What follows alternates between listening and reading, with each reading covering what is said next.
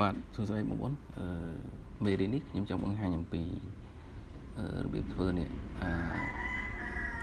រៀងប៉ាត់ហ្គេមចេះធម្មតា logo យើងរូបផ្កាយឬក៏រូបផ្សេងពេលដែលយើងធ្វើវាមកវាមានជ្រុងបែបនេះប៉ុន្តែយើងអត់ចង់បានជ្រុងអញ្ចឹងទេយើងចង់បានរៀងប៉ាត់ហ្គេមអញ្ចឹងត្រូវធ្វើមិនខ្លួនអាចមើលវីដេអូនេះបានអានេះខ្ញុំធ្វើរៀនអញ្ចឹងខ្ញុំបង្ហាញម្ដងទៀតនេះឥឡូវរូបផ្កាយមួយអូមករូបផ្កាយពូសាចឹងចង់បានវាផ្កាយចុច control ចុះចាប់ទាញអញ្ចឹងប៉ាត់ហ្គេមចេះមុនទាញធំតិចមកពណ៌យើងអាចចាក់បានចូលទៅ select នៅលើផ្កាយនេះយកពាក្យថា window ហើយយកពាក្យថា docker ហើយ select នឹងពាក្យនេះឬយកពាក្យ fillet យកពាក្យនោះមក fillet បាទអូខេនេះបងឃើញទេវាចេញហើយប៉ុន្តែយើងវាមាន3ជម្រើសណាបងប្អូនត្រូវយកខាងលើនេះ fillet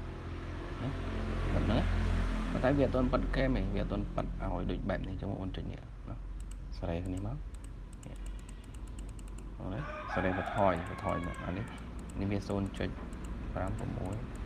នេះបងយកប៉ុណ្នេះទៅណាគឺ 0.2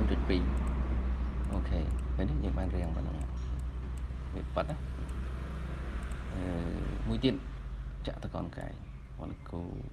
រៀង polygon ហ្នឹងមក control ជួបអានេះវា6ពេលណា6វាជា polygon យើងយកតែ3ហើយ enter មក3អូខេមកចា3ហើយ enter ចាញ់រៀងត្រីកោណអញ្ចឹងយើងទាញមកបងអាចដាក់ពណ៌អីផ្សេងបាច់ចាក់ក៏បានហើយចូលនេះដដែលណាយក fillet ណាបងនេះតឡើងមកយើងចុចមើលទៅយើងអាចយកប្រហែល 0.5 0.4 0.3 0.2 មក 0.2 អូខេ apply បងគឺបានរៀងបែបហ្នឹងអូខេណាលេខបូកម្ដងលេខបូកយើងអាចគូនចេះហើយបងត្រឡប់មកឈរមួយមកហើយកំបាញ់ចូលគ្នានេះ select ទាំងពីរហ្នឹងនេះកំបាញ់អញ្ចឹងបងចូលយកនេះស្ដាយនេះ fillet ហ្នឹងហើយបងតឡើងតិចមកនេះតឡើងមក 0.5 4នេះមកទៅយកប៉ុណ្ណឹង 0.6 អូខេapply មកឃើញទេបានរៀងបែបនេះអក្សរក៏ដូចគ្នាឥឡូវមកតាមបាយអក្សរមួយដាក់អក្សរ P អញ្ចឹងទៅណាបងចង់ប៉ាត់បងចុចនេះដដែលអក្សរបងអានេះអក្សររស់អ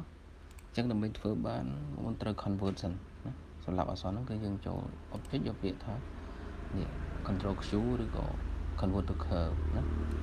ចូលមកហើយបងអាចនេះបានហើយសេរីបានទេនេះគេបង្ហាញមកដល់ពណ៌សិនណានេះយកប៉ុណ្នេះអូខេអមកអញ្ចឹងខ្លាំងហ្នឹង apply មកឃើញទេឃើញបានរៀងវាប៉ាត់បែបហ្នឹងអញ្ចឹងបងប្អូនអាចធ្វើបានមេរៀនហ្នឹងវាដូចជាមិនប្របាក់ទេងាយទេធម្មតាយើងគូមកវាចេញជ្រុងហើយប៉ុន្តែយើងចង់ប៉ាត់ដូចជាចាក់តកោណហ្នឹងក៏បានតែបើចាក់តកោណនេះមិនបាច់ទេយើងគ្រាន់តែប្រើ tool មួយមកយើងអាចប៉ាត់បានហើយប៉ាត់ហើយបងប្អូនអាចដូរនេះរៀងអញ្ចឹងប៉ុន្តែបើសិនបងប្អូនចង់ប៉ាត់ឲ្យវាចេញហ្គេមទៅបងចូលក្នុងតារាងនេះហើយសេរីវាទៅតែបន្តិចហ្នឹងក៏ថយ